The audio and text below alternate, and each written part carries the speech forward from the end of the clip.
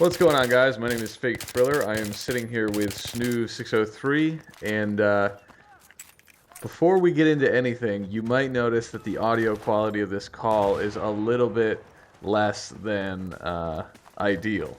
And the reason for that is Snoov is having computer issues. So, Snoov, you want to indulge us real quick and let us know what's going on? Yes, but first I gotta probably address the first question. Well, how are you guys talking? Oh, my wife has a laptop. And to answer the next question, no, I cannot use her laptop for anything gaming related.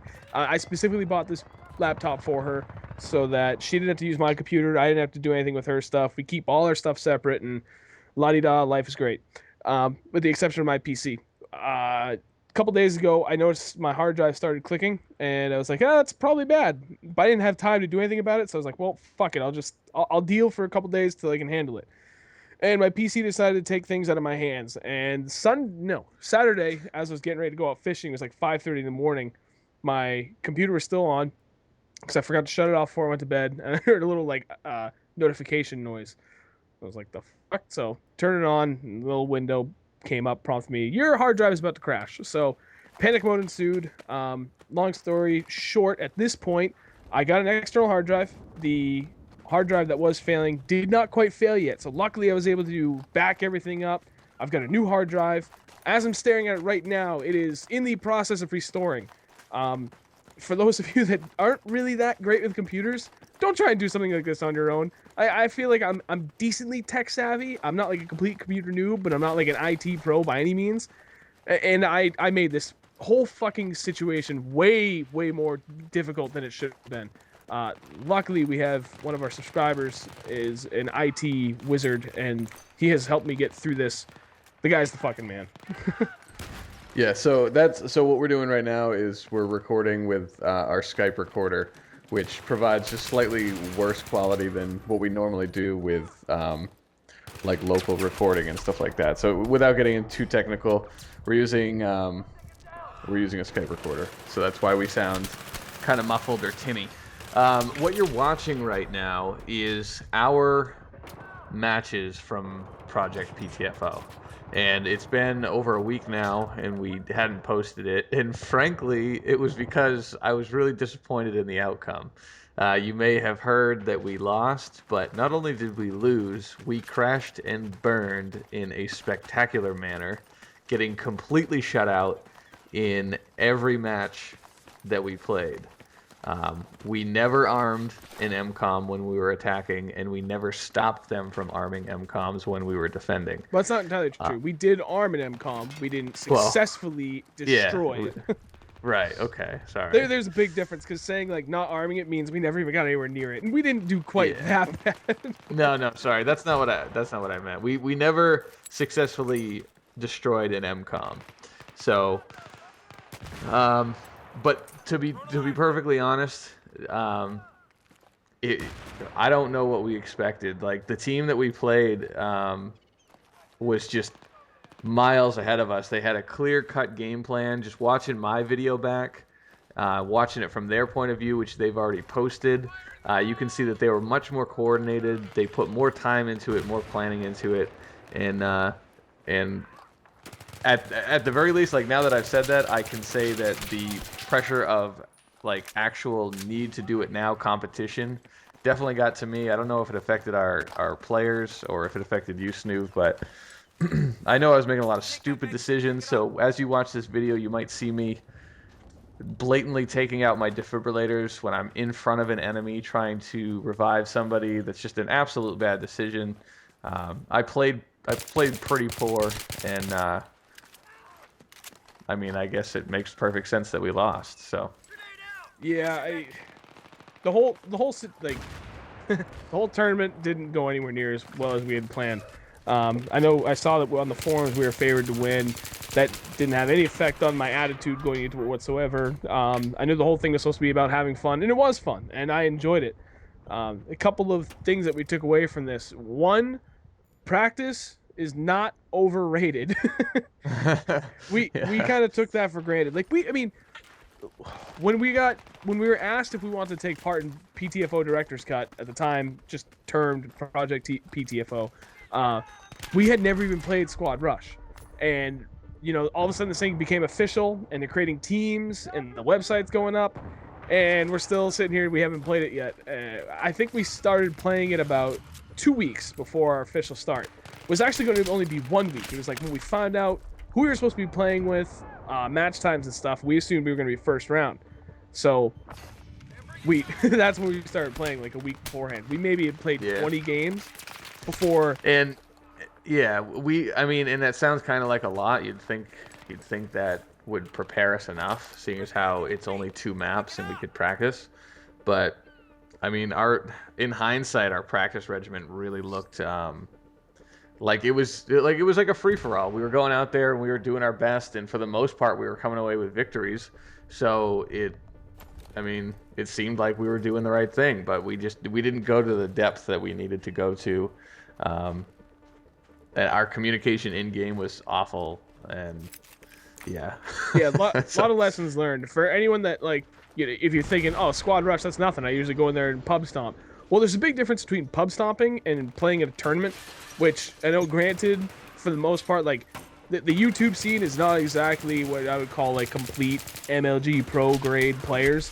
Sure, there are a lot of really great players, but I don't think that the YouTube commentator community is a good representation of, like, the best video game talent out there. Yeah, the peak skill. Exactly. But nonetheless, that's not to say that they're bad by any means.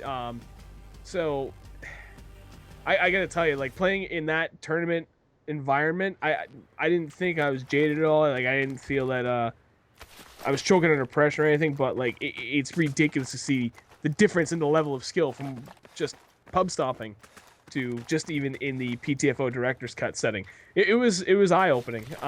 The big thing I took away from it was that practice is far more important than you would think in a 4v4, and that squad rush is a lot more tactically based than I think anyone really even thinks of.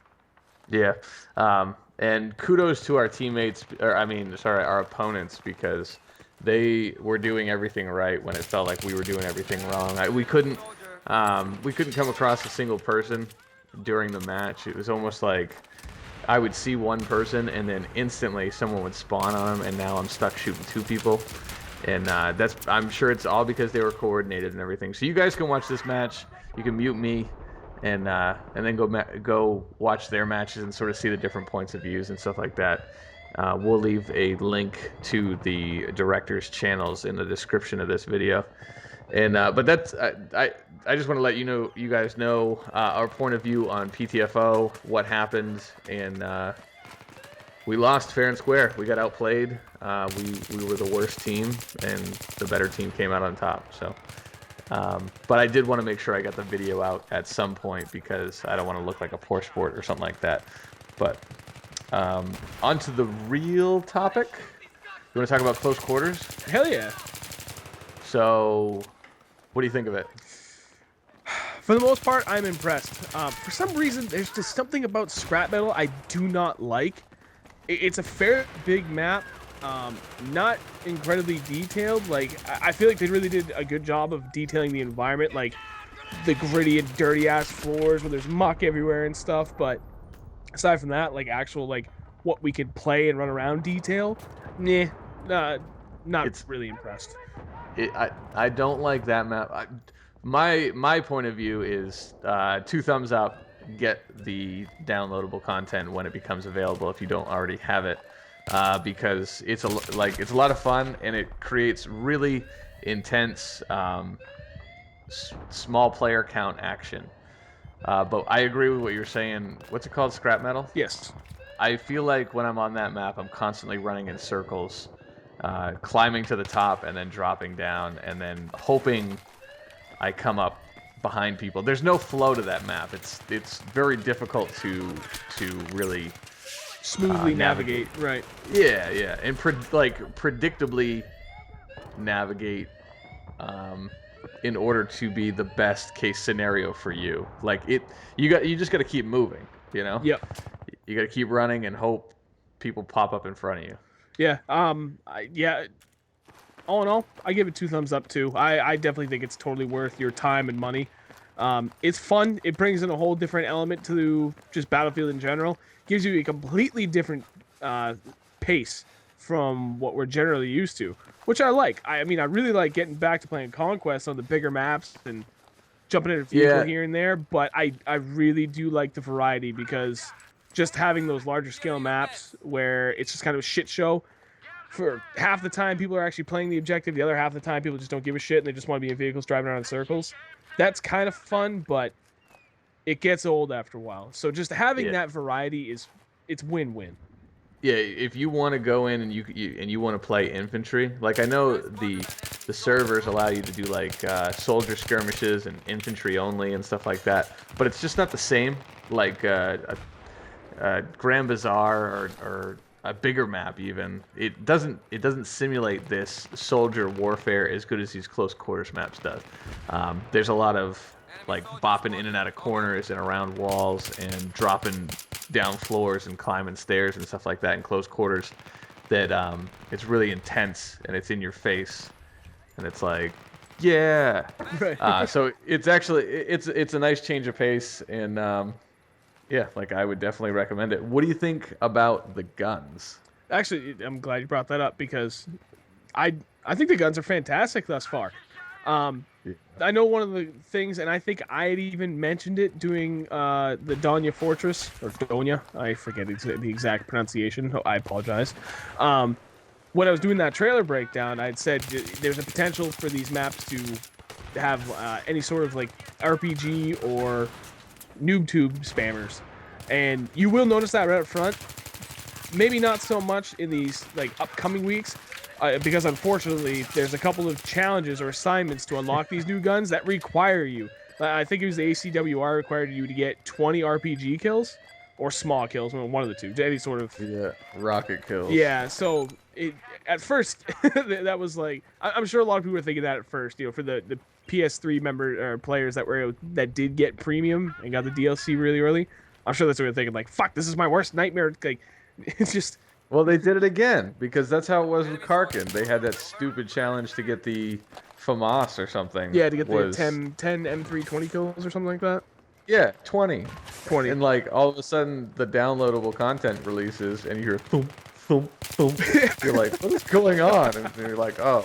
Yeah, and I mean, that's in a negative light, but it turns positive things into a negative with this new DLC too, because like ask Tony, he was trying to revive people to unlock, like you got to get 10 revives or squad revives or something like that. Squad revives, you have to revive members within your squad to get it to count. Yeah, but he's like having a hard time doing it because everybody's reviving everybody. Right. It's like absolutely like nobody can die. Like I remember running out of ammo and being thankful that I got killed, and then I would be brought back just before I can like pick my new class. Right. I'm like, what the hell? Right. It's but like it's of the 8 challenges. Yeah, of the 8 people on your team playing, like 2 of them are actually running around trying to shoot people, and the other fucking 6 running out their defibs. Like, got him. It's like people coming out of nowhere reviving people. But yeah, I think the guns are amazing. I don't think I've used a gun that I don't like. And I think that's a really smart decision by DICE to bring out nothing but powerhouse weapons, make people really want this DLC, because I imagine if you put in like, and I'm not knocking these weapons in particular, but they're the ones that have a reputation of not being everyone's cup of tea. Like if you had the AN94 and the PKP as unlocks in a DLC, people would not exactly be scrambling to get their hands on them, because they'd see them as like, oh, burst fire weapon and crazy recoil LMG. Like I can live without those guns. So they might not buy the DLC, but if you pack your new expansion full of 10 weapons that are insane, like ACR no recoil death machine, and like the TAR-21 is like probably one of the best guns in the game, then people are going to be like, oh my god, I need to download Close Quarters ASAP. Right. So, so it's smart on DICE's side, and it's smart, and it's awesome for us because all the guns are good. So. Win-win. Yeah. What about the game modes? Game modes, I'm really digging. Conquest Domination, or Domination Conquest, whatever it is. Kind of weird. I don't know. I don't remember if that's even available on the traditional maps as well. I haven't looked at it. I've been playing nothing but close quarters, so I don't forgive think it my is. okay. Well, forgive my ignorance on that anyway for the time being. If it were available on some of the bigger maps, I could see that kind of being cool, but it just seems like ridiculously fast paced. Like capping a flag if it's neutral, or once Yeah. you've neutralized it, literally it's one second. Maybe it's a second and a half, but it's just instant. So it's Yeah. just so fast paced. It feels kind of weird. You Uh, find yourself running around like going batshit crazy, trying to get on flags to help, but by the time you're like 2/3 of the way there, you turn around and go a different way. right.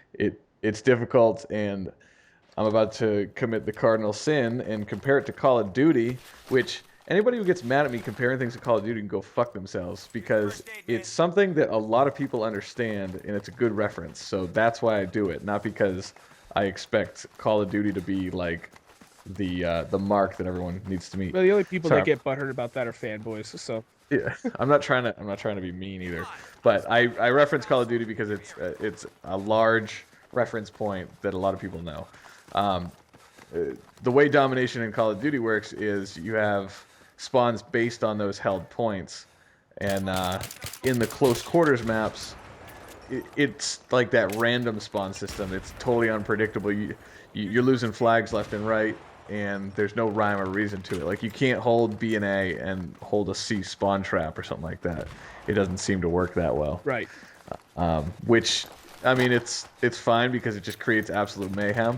But at the same time, for the person that's looking to go into a semi-controlled environment and absolutely dominate because they know how to tweak the system, then they might not like it. Other than that, team deathmatch is pretty much the same thing. It's 8v8 team deathmatch. The only thing I don't like about it is you can get stuck in playlists where it throws you into regular battlefield maps in 8v8. So you're down 25% of the players on relatively larger maps like Caspian and stuff like that, or Tehran Highway. So that's the only problem I have with Team Deathmatch. And I think the final game mode is Gun Master, which Probably the new I hotness. I really want to like it, and I really want to throw all my eggs in that basket and say it's the greatest thing to come with the DLC, but it's so frustrating. It is, and we had talked about this during the live streaming the other night, lightly. We just kind of touched upon it, but we're in the middle of the game. Really can't go too in depth. And I think someone in the comments had actually mentioned it too.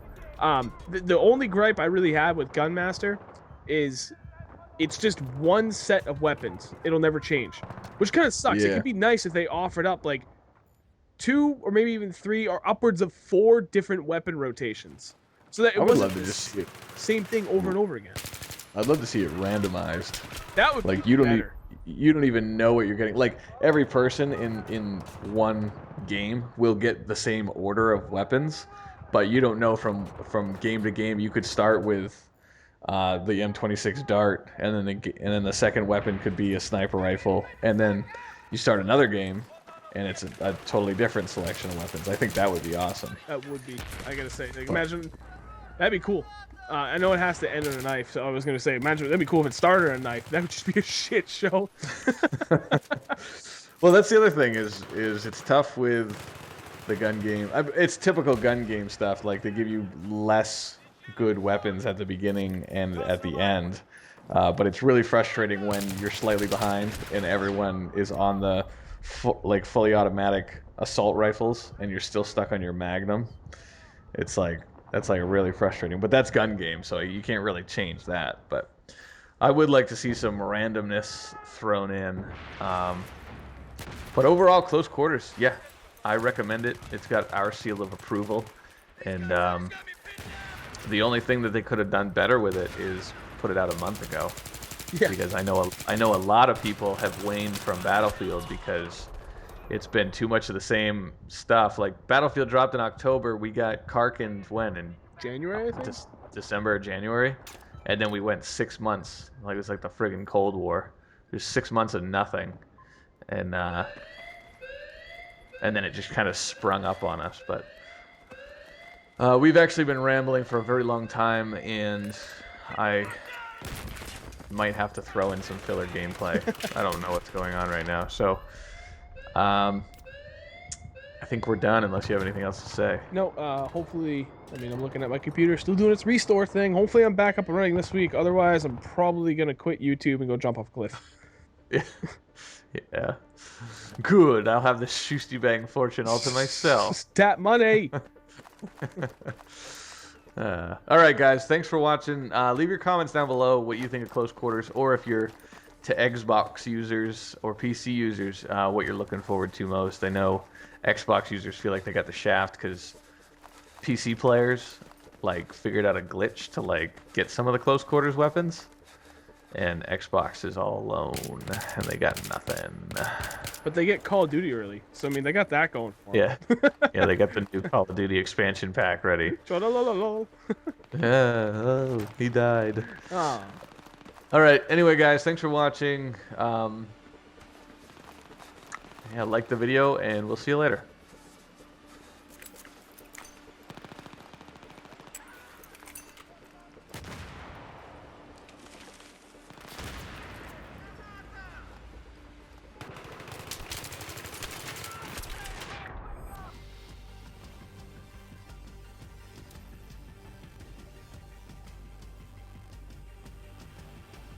If you're looking for a little bit more Shustybang in your internet, be sure to follow us on Twitter at twitter.com/snoop603 and twitter.com/fakethriller. In addition, you can find us on Facebook at facebook.com/Shustybang. Also, be sure to follow me on Twitch TV so you can catch up with all our live streams in the future. twitch.tv/fakethriller.